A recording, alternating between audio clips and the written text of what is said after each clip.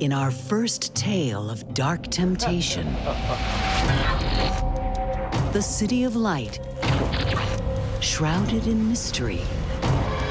This was the 7th murder. Police are starting to wonder, do we have a serial killer here? Haunted by a man with a macabre obsession. Nicholas was fascinated with death. And an appetite for murder. He started to wonder what human flesh might taste like. And later, he was a decent person who would never hurt another soul. A missing man caught up in a dance of darkness. Horror. It references necrophilia and murder and destruction. The final verse will shock this quiet town. I've come across many bloody, depraved crimes where the motives were outrageous. I have never come across a case like this.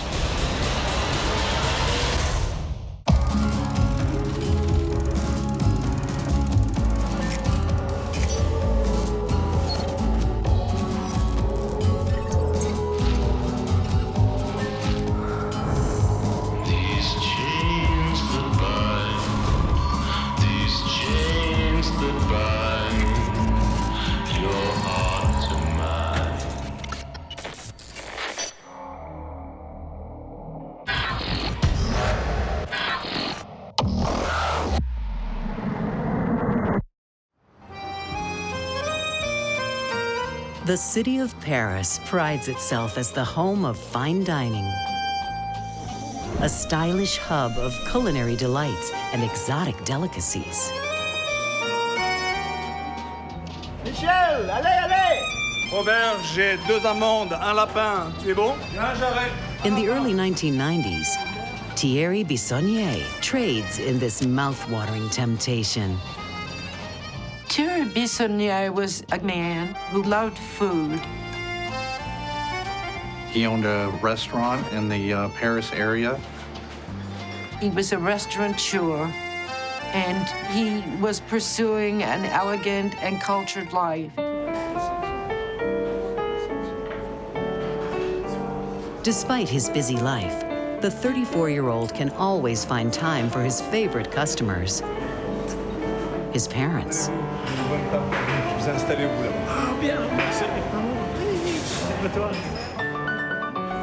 Thierry is devoted to his mom and dad, calling them every day. But in early October 1994, Thierry doesn't phone home. His parents usually heard from him every day. They gradually became concerned and then eventually dismayed. So they went by his flat 3 days after they had heard from him. Thierry? There they found their son bludgeoned and shot to death on the floor.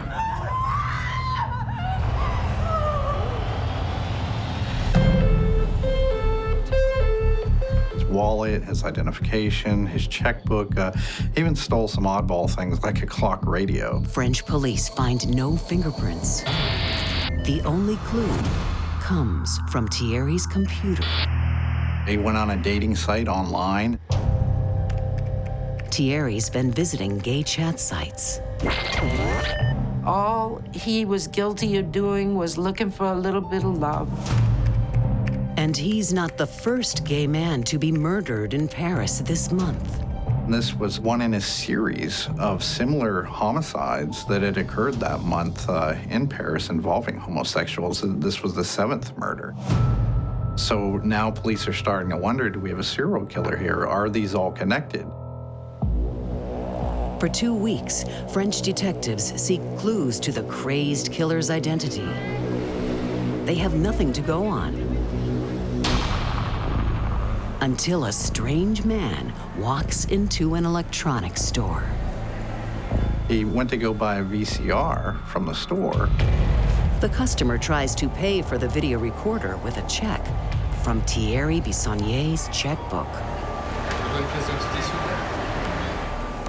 his ID is a crude forgery.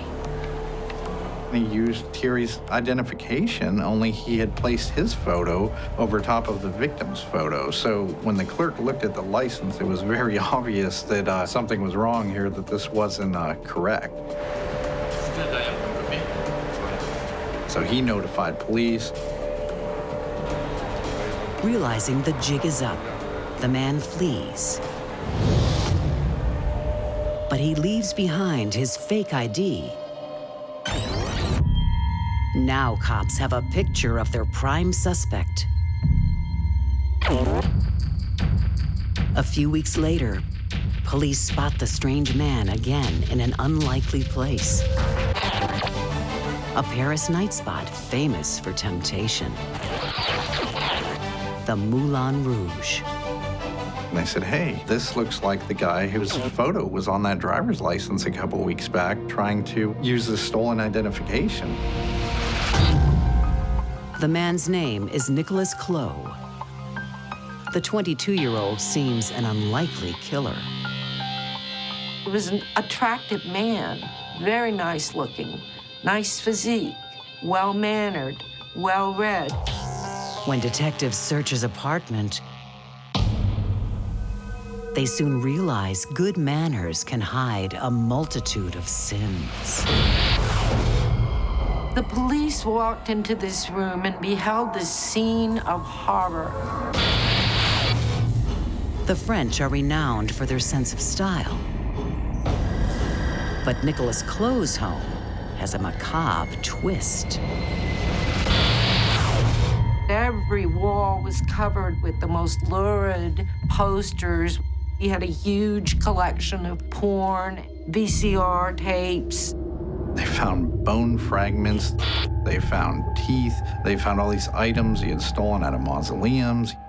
He had an urn he had stolen from a cemetery that actually had a young girl's mortal remains in it. He had even made wind chimes out of human bones. But this ghoulish decor is just a taste of things to come. You could sense the evil. A shadow has fallen over the City of Light in October of 1994. 7 men have been murdered in Paris within a month. The latest, 34-year-old restaurateur, Thierry Bisanier. Now police are starting to wonder, do we have a serial killer here? Are these all connected? Paris police have arrested a suspect, Nicholas Clow. Inside his home, they find a macabre collection of human remains. They came upon a scene of horror that looked more like a museum than a residence. It's like something out of Frankenstein's monster. And in his refrigerator, the pièce de résistance. The fridge was full of blood bags. Rumors swirl about this strange young suspect. His gruesome decor exposes a morbid obsession. Nicholas Clow was fascinated with death and the dead. That fascination began in his childhood. When he was about 10 years old, he got into a heated argument with his grandfather. During that argument, his grandfather suffered a pulmonary embolism and he died. And according to Nico, he always felt like he was kind of blamed for his grandfather's death.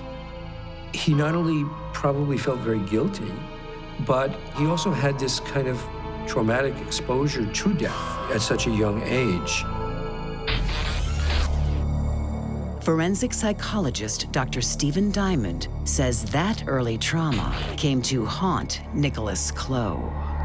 He became cold, he became withdrawn, detached from people. So when one feels completely alienated from the world, this kind of a fascination can be a way of trying to have human interaction, but with a dead person. It's a way of actually trying to have a relationship with a human being, but not with a live human being. As an adult, Nicholas fills his life with death, prowling the Gothic graveyards of Paris. He really became obsessed about hanging out at cemeteries. He felt like he was the king, like it was his kingdom, and he ruled over it. At first, he just hangs out with the dead. Then he starts to steal from them. Eventually, he needed more, so that was when, according to Nico, he began breaking into mausoleums. Taking their trinkets is not enough. Nico's needs grow darker.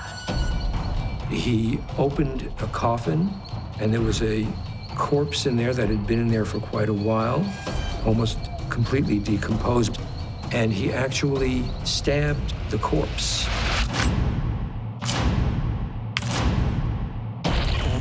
He took a screwdriver and he just kept stabbing. He stabbed her 24 times. He got a certain thrill or excitement out of death. It was almost like he was practicing committing murder on this corpse.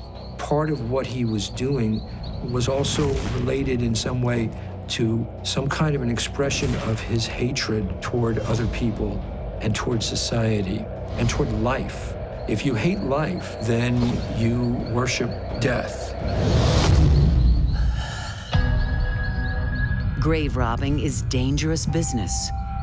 So Nicholas finds a more legitimate way to satiate his desires. He found his way into a profession where he could derive the greatest pleasure. He ended up going to a hospital where he got a job working as a morgue attendant. He would prepare the bodies when they came in and do the incisions. Of course, many times he was alone with those corpses. Alone with his dark temptation, Nico is free to indulge his fantasies. He admits to fondling the corpses, to admiring them, the lividity of a corpse with all the beautiful, subtle colors. He was fascinated. He said the whole experience was very thrilling. This hands-on experience only fuels his compulsion. He decides to take it one horrifying step further. He started to wonder what human flesh might taste like. He became fascinated with wanting to actually eat the human person and see if he could ingest what that person was by eating them. In a deserted morgue in the dead of night, Nicholas feeds his obsession. He said that it was very easy for him to cut off a strip of flesh.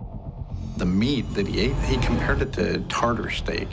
The first time he had eaten human flesh, the thought that popped into his mind was, wow, I'm a cannibal. This is cool. He has crossed the final human threshold. Cannibalism is one of the ultimate prohibited behaviors in society. For Nicholas Clow, it's the perfect way to satisfy his all-consuming passion. It's the fascination with the human body after death. If you really want to know death and know about a corpse, what better way is there than to actually eat the flesh? Nico acquires a taste for this taboo. He wants to continue his feast at home. He would take pieces of meat home, he'd cook it on the stove, but he said he actually preferred it raw. He said he mainly liked the flesh in the backs or on the back of the legs. He tried to avoid the flesh from the breasts because he said it was too fatty. And to wash down his culinary creation, he has just the right drop. He would steal blood, bring it home, mix it with protein to thicken it up and drink it.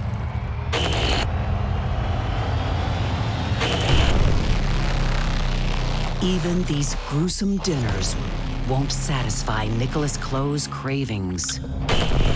Nico was constantly pushing the envelope to get a newer and more outrageous sensation.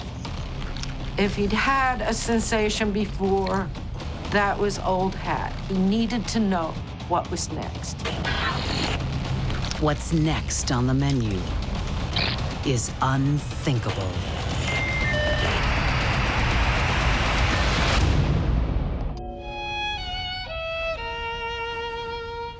Paris restaurateur Thierry Bisanier not only relishes fine food, he loves beautiful music. Thierry played classical music. That was his passion. But his other passions are harder to satisfy. Even here in the city of love. In October 1994, Thierry turns to his computer to find romance. He is soon contacted by someone called Nico. He went on a dating site online, and that was how he ended up meeting his victim. Eventually, both agreed to meet, and Nico said he was invited over to the man's house. Knock, knock, knock. And Thierry Bisanier opens the door. Thierry's blind date is self-confessed cannibal Nicholas Clo. And he comes. He didn't really waste a lot of time with preliminaries. When Thierry closed the door, Nico had a pistol pointed directly at his eye. He said there was this awkward moment where they both just kind of looked at each other. He said it's like he knew what was going to happen, but didn't know how to react. Goes back over, shoots him 2-3 more times in the back of the head. After 4 shots to the head, Thierry's still not dead. It was all very cold, deliberate acts. He didn't realize how hard it was to kill someone. Instead of being reviled by his actions, the murder whets Nico's appetite. He goes in the kitchen, finds some cookies, decides he's gonna sit in the corner and eat the cookies while he watches the man bleed out and die. He wanted to know what was it like to watch someone actually cross over into death. According to Nico's account, he spent a total of about 15 minutes with that dying victim, observing him as closely as he could. And he mentioned the breathing pattern, the sounds that the victim made. As the colors changed in the body, there was no compassion there. There was no sense that this is a human life. Clo's morbid fascination doesn't end there. After he was dead, he took the time to take a pencil and to stick the eraser in the bullet wound to see how deep the bullet went. Nicholas has fulfilled one fantasy: to watch someone die. But tonight, he's only dining on cookies. He was finished. His research was over. Before Nico leaves, he steals Thierry's wallet and checkbook, then delivers one final blow. He picked up a flower pot and broke it over top of the victim's head. In Nico's mind, that was probably just making sure the job was done. Then walked outside and left. Crime writer Sandra London corresponded with Nicholas Clo. She believes this murder was a practice run for Nico's next meal. It was supposed to be an experiment. In his overall plan, he would be able to take a victim kill them ritually, drink their blood, consume their flesh. But Nico never gets a chance to satisfy his hunger. Nico Claw could have gotten away with this murder if he had conducted himself like a professional perpetrator. Instead, he showed himself to be an absolute amateur, taking the victim's ID, committing a crude forgery with it, and trying to pass a forged check. In November 1994, Nicolas Clos is charged with the murder of Thierry Bisanier. Instead of shying away from his dark deeds, he revels in them. Most perpetrators would hide it, but Nico wanted us to know about it. I think part of it had to do with attention. I think he wanted people to know his name. He wanted to step out of the shadows and finally be recognized. He wants to own it. He wants to say, yes, I am a proud cannibal. I am a super predator. Nicolas Clos even hopes to cash in on his moment in the spotlight. After Nico became famous by virtue of his trial and all that publicity, I think he was trying to figure out, now what am I going to do with this fame or infamy that I have?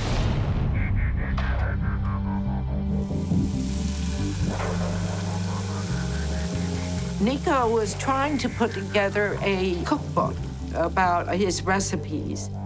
He said he wanted to have the world's first cannibal cafe.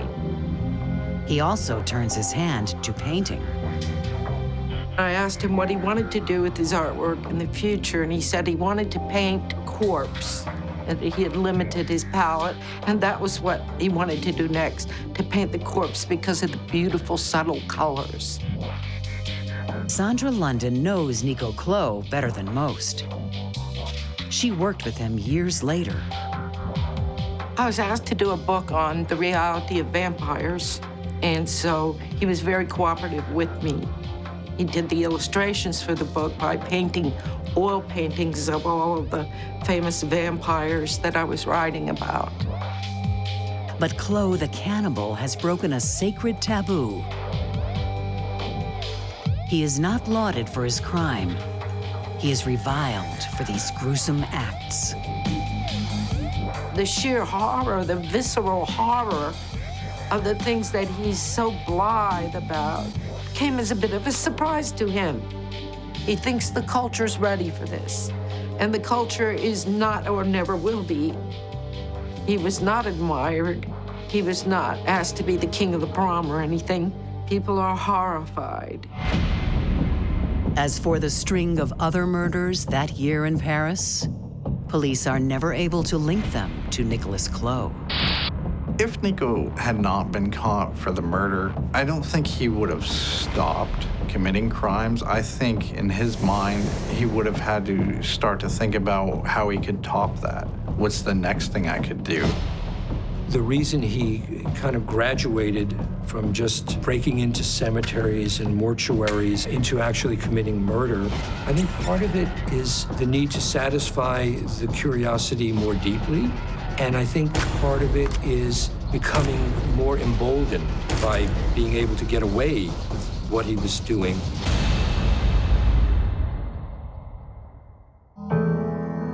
In May 1997, Nicolas Clos is found guilty of murder. A panel of defense experts diagnoses him with borderline psychotic personality disorder. Under French law, he receives a reduced sentence due to diminished responsibility. It's a gray area in which the judge or the jury takes into consideration the mental status of the person without having to go so far as to say that they are legally insane. Nicolas Clos is sentenced to 12 years for murder. In 2004, after just 7 years, he is free and is once again walking the streets of Paris.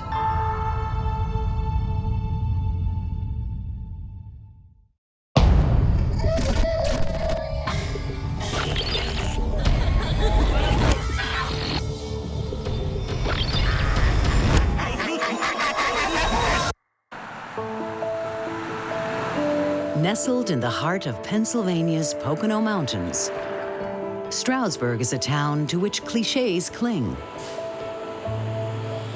Words like charming, picturesque, and quaint. Likewise, its inhabitants are, inevitably, fine, upstanding folk.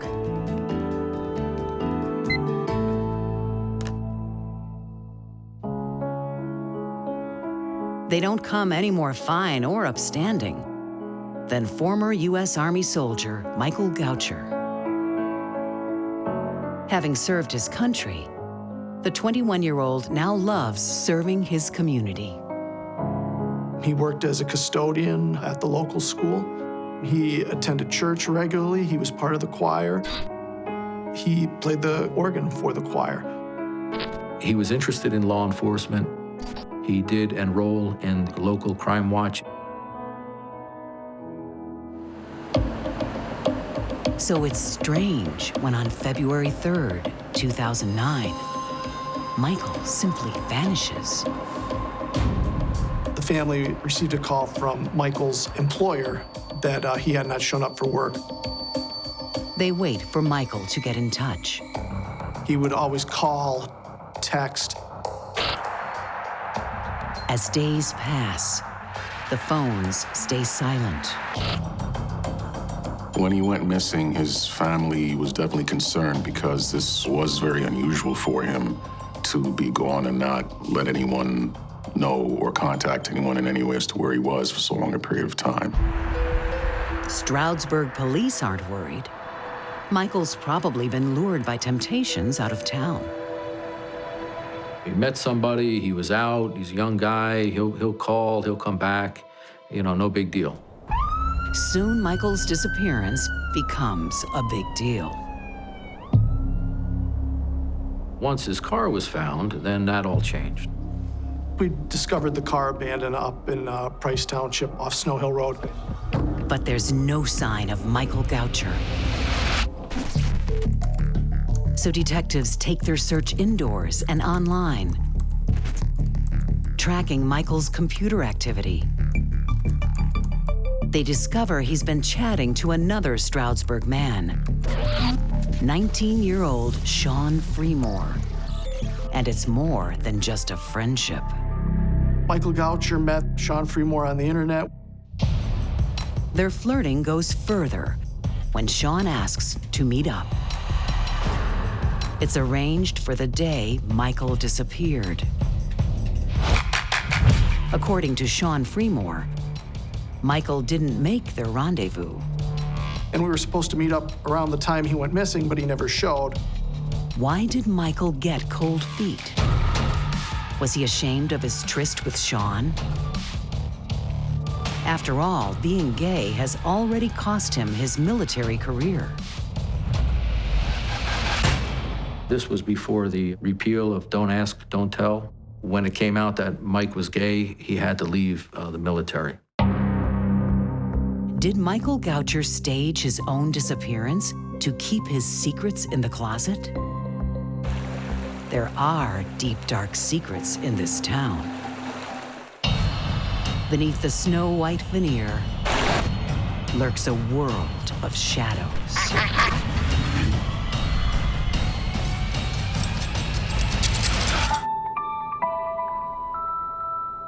In February, Pennsylvania's Pocono Mountains are transformed into a winter wonderland. Snow makes everything look clean and pure, but it can also hide many secrets. In the winter of 2009, Stroudsburg Army veteran Michael Goucher has been missing for more than a week. His car found abandoned in the woods. Has he staged his own disappearance? Or something far more sinister? It was very much out of character for Mr. Goucher to not be in contact with his family. He was a decent person who I would think would never hurt another soul. Police have one lead. Michael was meant to meet up with his new boyfriend the night he disappeared. Michael Goucher met Sean Fremore on the internet, which can be risky behavior. Was the Army vet ashamed of his online affair? Michael's family says his sexuality was never hidden. His family, they were aware of that. They accepted it. They were supportive of him. It wasn't a deep, dark secret for them. Detectives want to know more about Sean Fremore. Hey man, you wanna pass me that hatchet? They find out he spends most of his time with his childhood pal, 17-year-old Ian Seagraves. They both live in a similar area. They also went to school together, and that's how they initially met. So, was she worth it? She was worth it? Really? Yeah, man, she was worth it. Did you not see them? They'd hang out together, play video games, things of that nature. These days, video games are lame. The teenage friends tap into a darker temptation. Mr. Fremore and Mr. Seagraves were very much into the Juggalo subculture, the accoutrements of being a Juggalo. Being a Juggalo means that with a smear of face paint, Sean and Ian can leave their mundane lives behind. Juggalos are devotees of a hardcore rap group known as Insane Clown Posse. The band consists of 2 members, and they dress up like kind of scary clowns. Across America, more than 1 million teenagers have jumped on the Juggalo bandwagon. The followers of this particular subculture tend to be male, tend to be young, men who feel disenfranchised, who feel like they don't have a voice in the culture. Subculture expert Ethan Gilsdorf says it's an age-old tale. Teenagers using music as a way to rebel. Like a lot of subcultures, the Juggalos tends to attract people who otherwise don't fit in. They might be people who consider themselves misfits, people who don't have a group that they identify with in traditional mainstream culture. They seem to be a club for kids who aren't welcome in other clubs. Except this is not your average kids club. The particular kind of rap music that they sing is known as horrorcore. They've created this mythology called the Dark Carnival, which is a kind of end-of-days mythology. Pretty graphic, pretty apocalyptic. It references cannibalism and necrophilia and murder and destruction, all kinds of pretty dark themes. What some Juggalos don't realize is the violent lyrics are meant to be ironic. The band is telling their followers what not to do.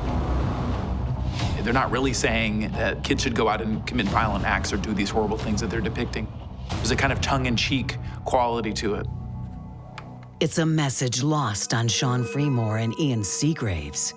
Their dark carnival grows even blacker when they start writing their own horrorcore rap songs, trying to outdo each other with violent, bloodthirsty lyrics. My hatchet is my friend, and he does what I intend. If you think I tell a joke, then I'll lodge it in your throat. The writings they made, something I couldn't relate to, but clearly they had a sense of euphoria, exhilaration. And the last thing that you see is my hatchet friend and me. Hey, let's see him back to you. My hatchet is my friend, and he does what I intend. And of course, the danger with any of this kind of pop cultural, cult-like or subculture activity is that some people can take it too seriously.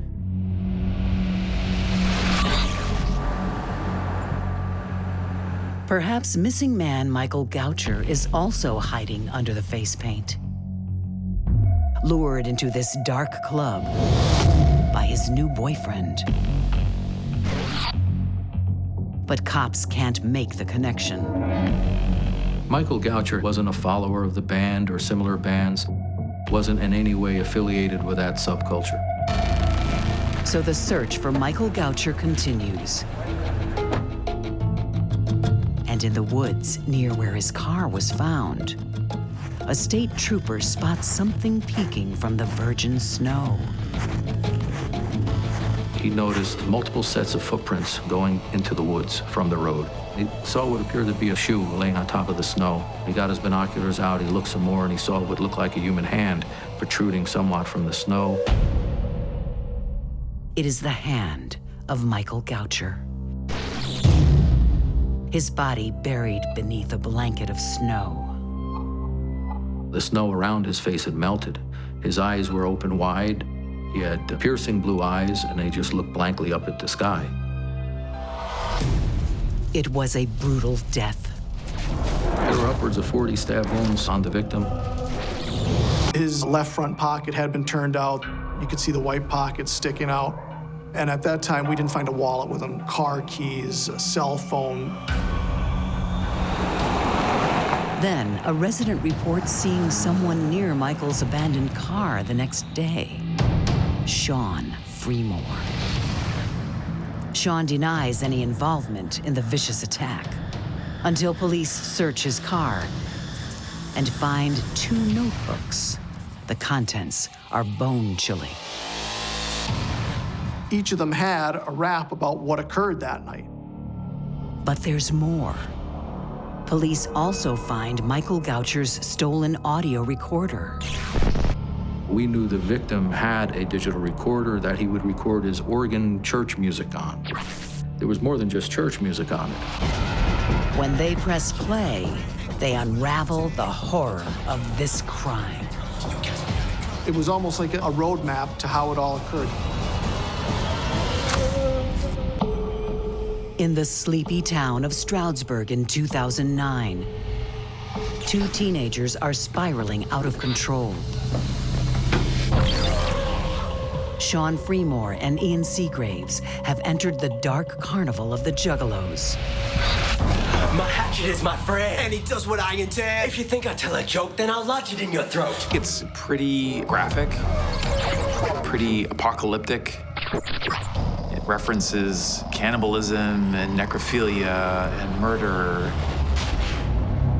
Police investigating the vicious murder of Michael Goucher discover these teen rappers not only listen to violent stories, they've created one of their own.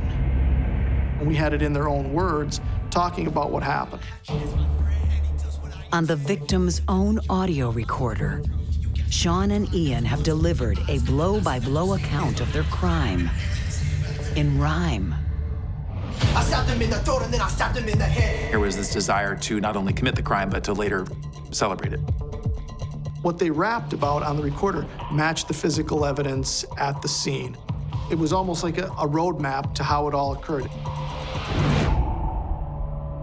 Armed with this rap roadmap, Stroudsburg police can retrace what happened to Michael Goucher. On the night of February 3rd, 2009, fueled by cough syrup and marijuana, Sean and Ian want to ramp up their dark temptation. How cool would it be if their violent rap lyrics were based on real life or real death? We gotta make this real. Why do you think I brought this? Let's get him. They were so into it that they wanted to take it to the next level, to make it real. Sean messages Michael Goucher to meet him after work. I believe that Michael Goucher was an easy target for the killers, someone they could lure to a place of isolation, someone who wouldn't necessarily advertise where he was going and what he would be doing, somebody that would not want that necessarily to get out. Michael is lured to a secluded road for the secret rendezvous. Directions were given by Freemore to Goucher about the location, how to get to the bridge on Snow Hill Road. Freemore convinced him to go out of the car. Hey, this is nice. Oh, thanks. It's a little dark. Yeah, new band. Yeah? I like it. And follow him down underneath this old rusted out bridge. Not here. Over by the bridge? He told him, come on, we're gonna go have sex underneath the bridge. What Michael doesn't know is that Sean's brought company. Ian Seagraves was waiting under the bridge. The song talks about how they're waiting with anticipation, It was cold, but I wasn't alone tripping. waiting for the kid to commence with throat ripping. That's the opening 2 lines. The victim's led down, sits down, When they came under, I was sitting in the dark cover. and at that point is stabbed. He sat next to me and I stabbed him on the... It didn't penetrate the skull, kind of careened off the side of the skull and out the other side of the scalp. The song talks about how he runs. He started to choke, but he started to run. Mr. Goucher ran out from under the bridge. As he was running out, he dropped his cell phone. Michael Goucher's last desperate hope is his Crime Watch 2-way radio. But it's out of range. And now, out of order. The song talks about how they catch him and how he's pleading and how they're stabbing him and how they're scaring him with what they call reverse talk. That's a demonic speech. Everything's in reverse. So the reverse talk was designed to frighten him, and I'm sure it did. Once it started, there was no stopping them. They weren't going to turn back. The teens make a half-baked attempt to cover their tracks and make it look like a robbery. Then they head home.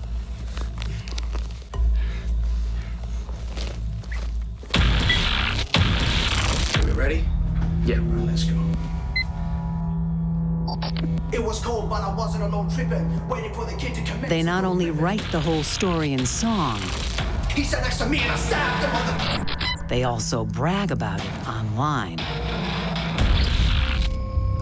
After the homicide, Ian Seagraves had gone back to his MySpace page and he had changed his screen name to Throat Stabber. And when he was asked by one of his friends, you know, why did you change your name? And his response was, because I did it. I believe Seagraves was probably very intelligent, and he had a greater degree of depravity as well. Seemed to be more of the leader, even though he was the younger of the two. But clearly he was the more intelligent, the more creative of the two, kind of like the idea man, and he was the one to strike the first blow at Mr. Goucher. At the crime scene, they've also left damning clues on the murder weapons. One butcher knife in particular was of interest to us because it was wrapped in duct tape, the handle, which may be a good source for DNA and/or fingerprints. The forensics units removed the duct tape and they were able to find a fingerprint on there. Compare it to a known print card from Ian Seagraves and say, this is a match to Ian Seagraves. The teenagers show no remorse. They're pleased with their violent night. This was something exciting, something they were proud of, something they looked forward to memorializing in verse and song. I don't believe that Fremore and Seagraves lost touch with reality. I believe that they perpetrated the murder knowing that they were taking the life of a human being. They believed that it gave them a status. Instead of boosting their status, the heinous act divides the Juggalo community.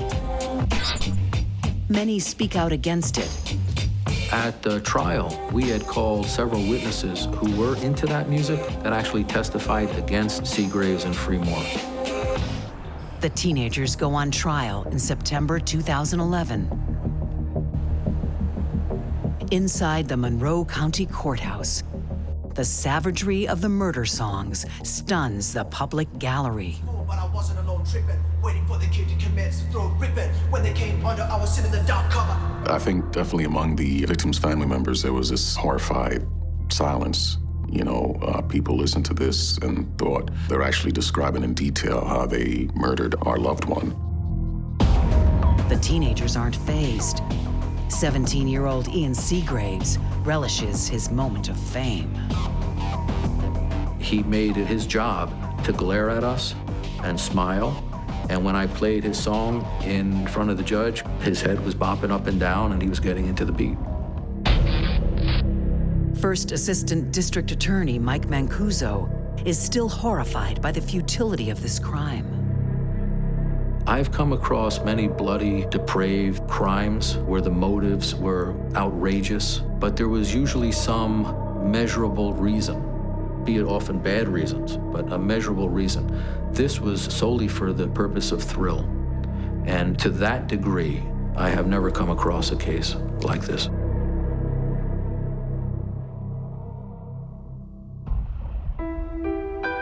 Stroudsburg is also outraged by this atrocious attack. Residents later erecting a simple memorial for a young life lost too soon. What makes this case stand out for me is the brutality of the crime and the tragedy of such a young victim losing his life in such a way. He was only 22 years old. He had his whole future ahead of him. Condemned by their own twisted lyrics, Sean Freemore and Ian Seagraves are found guilty of first-degree murder. They are both sentenced to life in prison with no hope of parole. I think it's clear that we can't blame the band or their music for this crime. Like a lot of things in popular culture, people who listen to it or watch it can interpret it literally, or they can take it to an extreme. There's millions of people who listen to their music and aren't out committing crimes. These Stroudsburg teens took their dark temptation way too far, believing this sick crime would help them transcend their mundane lives. Seagraves even bragged to a friend, "We're real killers, not like the ICP." They wanted to outdo the insane clown posse and be real killers. Instead, they languish in their self-made version of hell. They had a kind of post-apocalyptic kind of view. They had no hope for their own lives, for their own future, that they were willing to throw it all away.